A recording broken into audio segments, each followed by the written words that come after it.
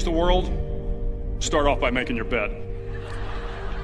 If you make your bed every morning, you will have accomplished the first task of the day.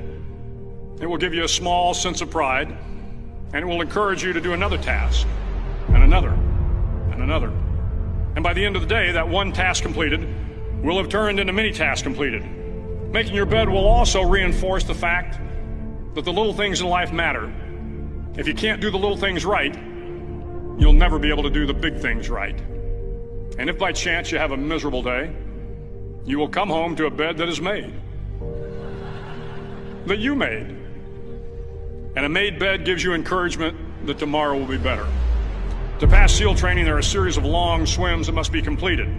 One is the night swim. Before the swim, the instructors joyfully brief the students on all the species of sharks that inhabit the waters off San Clemente. They assure you, however, that no student has ever been eaten by a shark, at least not that they can remember. But you are also taught that if a shark begins to circle your position, stand your ground. Do not swim away. Do not act afraid. And if the shark, hungry for a midnight snack, darts towards you, then summons up all your strength and punch him in the snout, and he will turn and swim away. There are a lot of sharks in the world.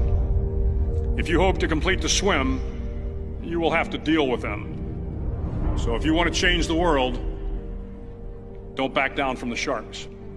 Over a few weeks of difficult training, my SEAL class, which started with 150 men, was down to just 42. There were now 6 boat crews of 7 men each. I was in the boat with the tall guys, but the best boat crew we had was made up of the little guys, the Munchkin crew, we called them. No one was over 5'5".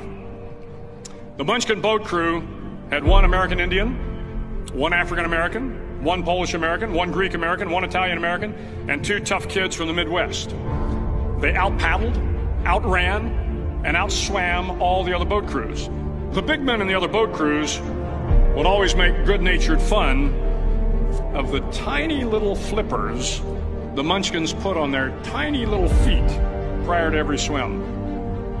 But somehow these little guys from every corner of the nation and the world always had the last laugh, swimming faster than everyone and reaching the shore long before the rest of us. SEAL training was a great equalizer. Nothing mattered but your will to succeed, not your color, not your ethnic background, not your education, not your social status. If you want to change the world, measure a person by the size of their heart, not by the size of their flippers. The 9th week of training is referred to as Hell Week. It is 6 days of no sleep, constant physical and mental harassment, and 1 special day at the Mud Flats. The Mud Flats are an area between San Diego and Tijuana where the water runs off and creates the Tijuana Sloughs, a swampy patch of terrain where the mud will engulf you. It is on Wednesday of Hell Week that you paddle down to the Mud Flats and spend the next 15 hours trying to survive this freezing cold, the howling wind, and the incessant pressure to quit from the instructors. As the sun began to set that Wednesday evening, my training class, having committed some egregious infraction to rules, was ordered into the mud. The mud consumed each man till there was nothing visible but our heads. The instructors told us we could leave the mud if only 5 men would quit. Only 5 men, just 5 men, and we could get out of the oppressive cold. Looking around the mud flat, it was apparent that some students were about to give up.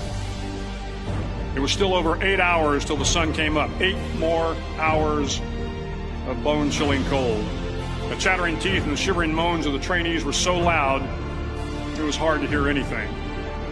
And then one voice began to echo through the night. One voice raised in song. The song was terribly out of tune, but sung with great enthusiasm.